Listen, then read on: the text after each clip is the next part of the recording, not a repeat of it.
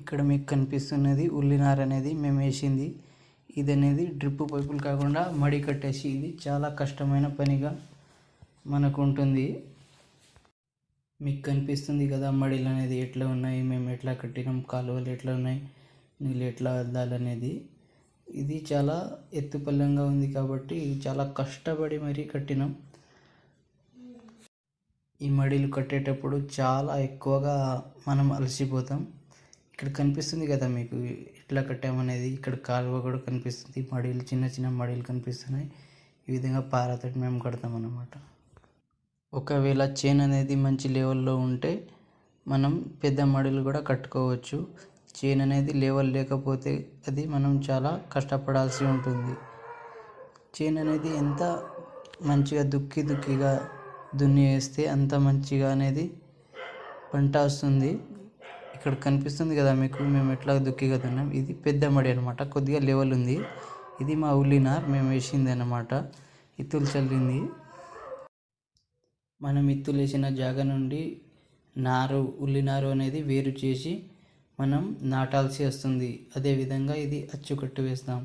Please subscribe చేయండి, like చేయండి, share చేయండి, కామెంట్ చేయండి. ఏమన్నా డౌట్ ఉంటే మీకు వీడియోలో. ఈ విధంగా మీకు కనిపిస్తుంది కదా, ఇదంతా మా ఉల్లినార అనమాట.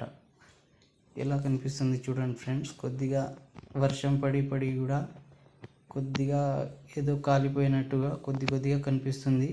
అందులో గడ్డి కూడా కొద్దిగా ఎక్కువైంది దాని పక్క కూడా. ఈ విధంగా అనేది పీకిన నారుని ఈ విధంగా సెట్ చేసుకోవాలన్నమాట.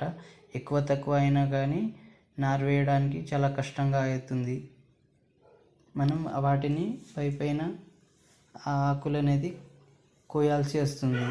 ఇక్కడ కనిపిస్తుంది కదా, ఇక్కడ మొత్తం కూడా మా నాన్నగారు అక్కడ వేరు చేస్తున్నారనమాట. ఈ విధంగా కోసి మనం గుళ్ళలో మంచిగా పెట్టాలి, కట్టగట్టి పెట్టాలి. లేకపోతే అవి మొత్తం కూడా చిక్కుగా అయి మనకు పట్టడానికి చేతిలో రాకుండా అయిపోతుంది అనమాట. ఇక్కడ చూడండి ఎట్లా పీకాలనేది. ఒకటొకటి పట్టి పీకాలి. ఎక్కువగా పట్టి పీకితే అవి మొత్తం ఎక్కువగా పట్టి లాగినప్పుడు అవి మన నోట్లో ఆకు అనేది ఎట్లా నములుతామో ఆ విధంగా అనేది అయిపోతుంది అన్నమాట. నార అనేది చాలా ఈజీగా ఒక్కొక్కటి పట్టి లాగాల్సి వస్తుంది. చాలామందికి అనేది ఉల్లినారు వేయడం ప్రాసెస్ అనేది తెలియదన్నమాట. ఎప్పుడైతే మనం నార అనేది లాగినప్పుడు గట్టిగా వస్తుందో ఆ సమయంలో ఈ విధంగా కట్టె అనేది తీసుకొని